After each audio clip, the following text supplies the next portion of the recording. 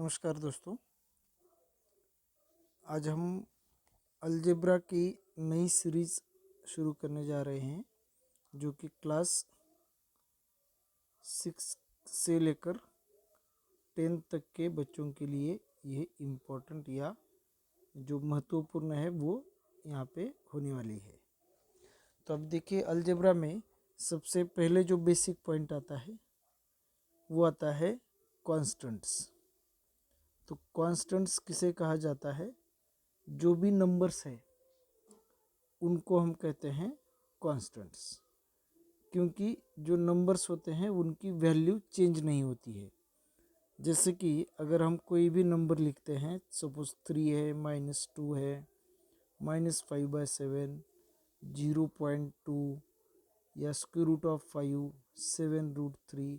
तो इस तरीके से जो नेचुरल नंबर, इंटीजर, फिर जीरो भी आ सकता है उसमें, डेसिमल नंबर, इरेशनल नंबर, तो ये सभी जो नंबर्स हैं इनको हम कांस्टेंट कहते हैं, क्योंकि इनकी जो वैल्यू है वो चेंज नहीं होती है। तो इसलिए हमें इनको कांस्टेंट कहना है। कांस्टेंट मतलब जो स्थिर है, जो चेंज नहीं होता है, उसे हम कहते हैं कांस्टेंट्स। अब ऐसे सिंबल, अभी ये देखिए, ये सिंबल्स है। सिंबॉलिक मतलब 3 का सिंबल है, तो जहाँ पे 3 दिया जाएगा वहाँ पे हमें दूसरा कोई भी नंबर नहीं लेना है, तो इसकी वैल्यू 3 जो है वो फिक्स रहेगी। तो ऐसे जो सिंबल्स हैं जिनकी वैल्यू चेंज होती है उन्हें हम कहते हैं वेरिएबल्स। तो ये वेरिएबल जो हैं वो मैक्सिमम टाइम्स अल्फ़ाबेट्स होते हैं, तो जिनकी वैल्यू चेंज हो सकती है, जैसे कि XYZ ABC। इस तरीके से जो भी अल्फ़ाबेट्स है, या फिर अल्फ़ा, बीटा, गामा, डेल्टा, इस तरीके से वेरिएबल्स का यूज हो सकता है। तो इनके जगह पे हम वैल्यू चेंज कर सकते हैं। जैसे कि अगर हम कोई एक्सप्रेशन लिखते हैं, जैसे कि x+2 है, तो यहाँ पे x की वैल्यू चेंज होगी लेकिन 2 की वैल्यू चेंज नहीं होगी। जैसे कि अगर हम यहाँ पे x की वैल्यू सपोज 1 लेते हैं, तो ये जो एक्सप्रेशन है इसकी वैल्यू हो जाएगी 1 + 2 3। अगर हम x की वैल्यू 2 लेते हैं तो जो एक्सप्रेशन है वो 2 + 2 4 हो जाएगा। तो इस तरीके से जो एक्सप्रेशन है उसमें वेरिएबल की वैल्यू चेंज हो सकती है, तो इसीलिए हमें उन अल्फ़ाबेट्स को या सिंबल्स को वेरिएबल कहना है जिनकी वैल्यू चेंज हो सकती है। अब इसके बाद जो नेक्स्ट पॉइंट आता है वो आता है अलजेब्रिक एक्सप्रेशन। तो अलजेब्रिक एक्सप्रेशन जो होता है वो इनको कंबाइन करने के बाद, मतलब कि कॉन्स्टेंट्स और वेरिएबल्स इनको कंबाइन करने के बाद अलजेब्रिक एक्सप्रेशन फॉर्म होता है। जैसे कि अगर अब इनको कंबाइन कैसे करना है, तो इसकी डेफिनेशन है कि combination of constants and variables along with basic operations plus minus multiplication and division. तो इन बेसिक ऑपरेशन के साथ कॉन्स्टेंट्स और वेरिएबल को हम कंबाइन कर लेते हैं, तो वहाँ पे अलजेब्रिक एक्सप्रेशन फॉर्म होता है। जैसे कि अगर हम एक एग्जांपल लेते हैं कि सपोज कॉन्स्टेंट्स 3 है और वेरिएबल हम लेते हैं a, तो अगर हम इन दोनों का मल्टीप्लिकेशन करेंगे तो यहाँ पे 3 × a बन जाएगा, या फिर 3a + 5।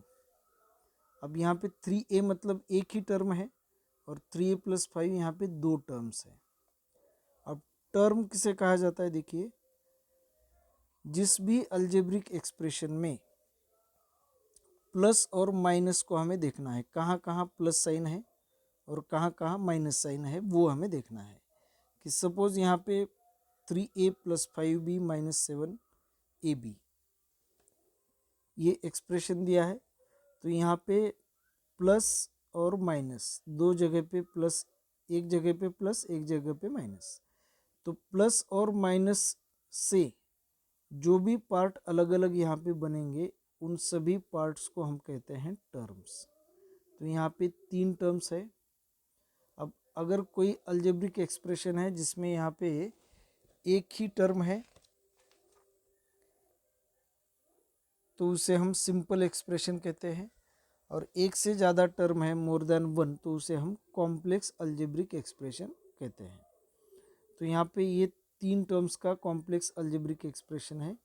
अब इसमें भी 3 टाइप्स आती है, जहाँ पे सिर्फ एक ही टर्म है तो उसे हम कहते हैं मोनोमियल, जैसे कि 5x² तो यहाँ पे एक ही टर्म है, या -5/2 x³ z, ये होगी मोनोमियल। फिर उसके बाद है बाइनोमियल। बाइनोमियल में 2 टर्म्स आते हैं, जैसे कि यहाँ पे x + y या 2x² - 3y²।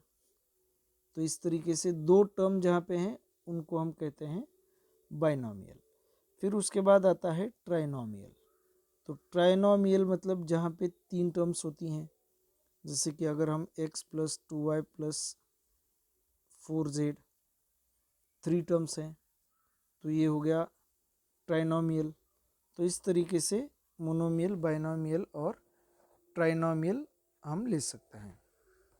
तो अलजेब्रिक एक्सप्रेशन मतलब जहाँ पे वेरिएबल्स कांस्टेंट इनका कॉम्बिनेशन होता है और इनमें एडिशन, सब्ट्रैक्शन, मल्टीप्लिकेशन, डिवीजन ऐसे ऑपरेशन हो सकते हैं।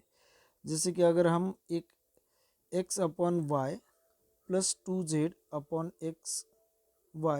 - 3x तो इसे भी हम अलजेब्रिक एक्सप्रेशन कह सकते हैं, क्योंकि डिवीजन भी हो सकता है, एडिशन, सब्ट्रैक्शन ऐसे ऑपरेशन कांस्टेंट और वेरिएबल के बीच में हो सकते हैं, तो उसे हम कहते हैं अलजेब्रिक एक्सप्रेशन।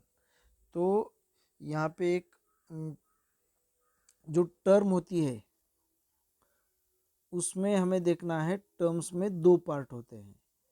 हर एक टर्म में एक कांस्टेंट पार्ट होता है और एक वेरिएबल का पार्ट होता है। जैसे कि अगर हम यहाँ पे देखते हैं ये 2y, तो 2y जो टर्म है यहाँ पे y वेरिएबल है और जो 2 है वो कांस्टेंट्स है या कांस्टेंट है।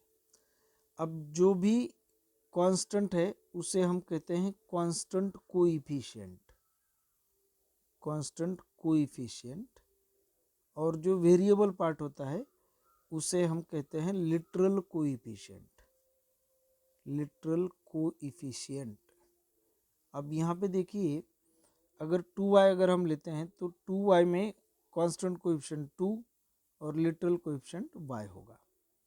तो जैसे कि अगर हम सिर्फ x लेते हैं तो x के साथ कोई भी नंबर मल्टीप्लिकेशन में नहीं है, तो इसका मतलब 1 वहाँ पे होता ही है।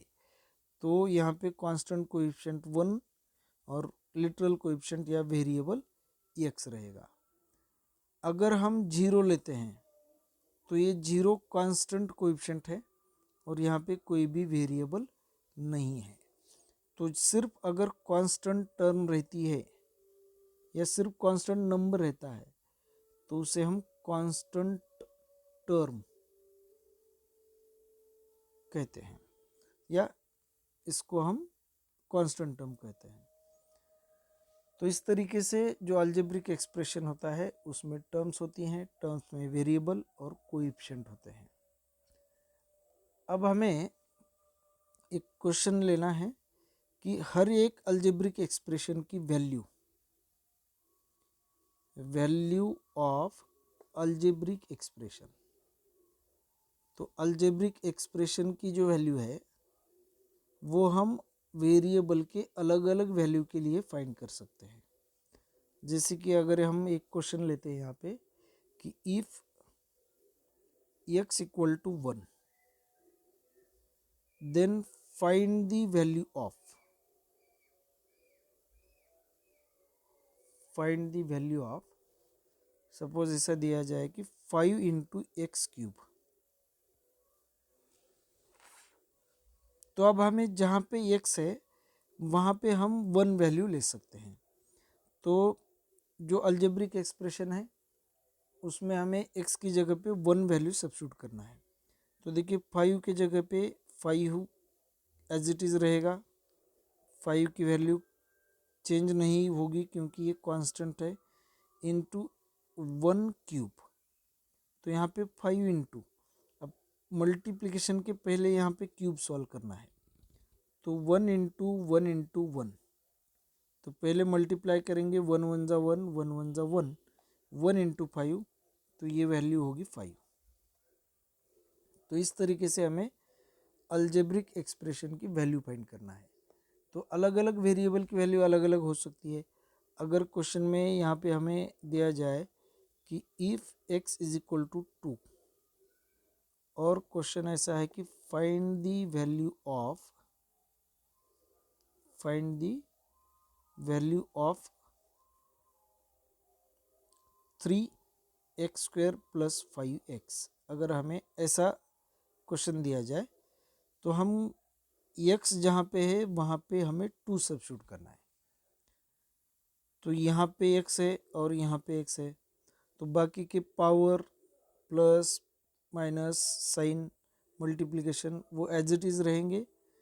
और देखिए अगर कोई कांस्टेंट नंबर है और वेरिएबल है तो इनमें कोई भी साइन नहीं है, मतलब मल्टीप्लिकेशन का साइन होता है। अब यहाँ पे 3x स्क्वायर प्लस 5x है, तो हमें यहाँ पे लिखना है 3 इंटू एक्स की जो वैल्यू है वो हम यहाँ पे सब्स्टिट्यूट करेंगे 2, तो 2 का स्क्वायर प्लस 5 इंटू 2। तो बॉडमास रूल के हिसाब से सबसे पहले हमें यहाँ पे ये स्क्वायर मतलब मल्टीप्लिकेशन है, तो मल्टीप्लिकेशन और ये मल्टीप्लिकेशन सॉल्व करना है, फिर उसके बाद एडिशन और सब्ट्रैक्शन। तो 2 का स्क्वायर मतलब 2 इंटू 2 यहाँ पे 4 हो जाएगा, तो 3 into 4 plus 5 into 2 10, 3 into 4 12 plus 10, तो ये वैल्यू हो जाएगी 22। तो इस तरीके से अगर क्वेश्चन हमें पूछा जाए तो हमें इनकी वैल्यू जो है वो फाइंड करनी है। अब हम एक क्वेश्चन देखते हैं यहाँ पे। अब आप जो अब ये असाइनमेंट आपके लिए होगा, ये आप सॉल्व कर सकते हैं कि अगर हमें ऐसे क्वेश्चन दिया जाए कि if a is equal to 3, b is equal to 4, c is equal to 2, x equal to 4, y is equal to, ठीक है, x की वैल्यू हम 5 ले लेते हैं, और y is equal to suppose 7, और z is equal to -2। Then find the values of following algebraic expressions. तो अगर हमें फॉलोइंग अलजेब्रिक एक्सप्रेशन की वैल्यू फाइंड करनी है, तो अब हम जो अलजेब्रिक एक्सप्रेशन है वो ले लेते हैं। सपोज अलजेब्रिक एक्सप्रेशन है फर्स्ट 3a, सेकेंड है suppose a cube, suppose z raise to power 4। अगर ऐसा है कि 3pq, सॉरी यहाँ पे pq नहीं है, हम लेते हैं 3ab plus 5xy minus z, z की वैल्यू है -2। तो अभी इनको हम सॉल्व करते हैं। देखिए फर्स्ट क्वेश्चन, 3a की वैल्यू होगी 3 इंटू 3, मतलब ये होगा 9। नेक्स्ट क्वेश्चन है a क्यूब। अब a की वैल्यू 3 है, तो ये हमें लिखना है 3 क्यूब। तो इसको हम थोड़ा और एक स्टेप से लिखते हैं, एक स्टेप ज़्यादा, 3a is equal to 3 into 3, तो ये हो जाएगा 9। अब इसके बाद b 4 है, तो 3ab, सॉरी यहाँ पे a क्यूब लेना है, तो a cube is equal to, a की वैल्यू 3, तो 3 का क्यूब मतलब 3 को 3 टाइम्स मल्टीप्लाई करना है, तो ये हो जाएगा 3 3 ज़ा 9, 9 3 ज़ा 27। थर्ड क्वेश्चन देखिए, z रेज टू पावर 4। अब z की जो वैल्यू है वो -2 है, तो -2 का पावर 4 लेना है, तो इसका मतलब -2 इंटू -2 इंटू -2 इंटू -2। तो ये 4 टाइम मल्टीप्लाई होगा, तो पहले दोनों और दोनों का मल्टीप्लाई करना है, तो माइनस इंटू माइनस प्लस, 2 2 ज़ा 4। सेम इन दोनों का मल्टीप्लाई होगा 4 इंटू 4, 4 4 जा 16। अब नेक्स्ट क्वेश्चन है fourth question, 3ab plus 5xy minus Z. अब देखिए 3 इंटू ए की वैल्यू होगी 3, बी की वैल्यू 4 प्लस 5 इंटू एक्स की वैल्यू 5 इंटू वाई की वैल्यू 7 माइनस, अब जेड की वैल्यू यहाँ पे निगेटिव है -2, तो हमें यहाँ पे ब्रैकेट लेकर -2 लिखना है, क्योंकि दो साइन एक साथ यहाँ पे नहीं आ सकते। तो एक के बाद एक अगर प्लस माइनस साइन आते हैं तो हमें उनका मल्टीप्लाई करना होता है, तो हम ये मल्टीप्लाई करेंगे।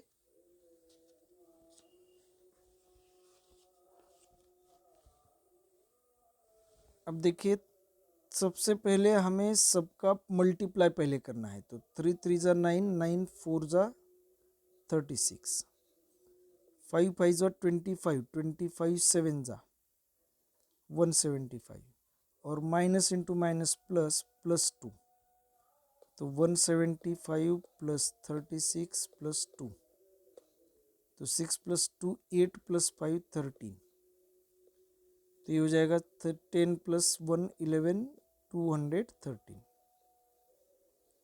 तो इस तरीके से आज हमने अलजेब्रिक एक्सप्रेशन क्या होते हैं और अलजेब्रिक एक्सप्रेशन की वैल्यू कैसे फाइंड होती है ये आज हमने यहाँ पे देखा है। अभी अलजेब्रिक एक्सप्रेशन के वैल्यू के और कुछ क्वेश्चंस हैं वैल्यूज फाइंड करने के लिए, और फिर जो अलजेब्रा का जो पार्ट है वो हम धीरे धीरे इसको एडवांस के लिए तरफ लेके जाएंगे। तो आज के लिए बस इतना ही। Thank you.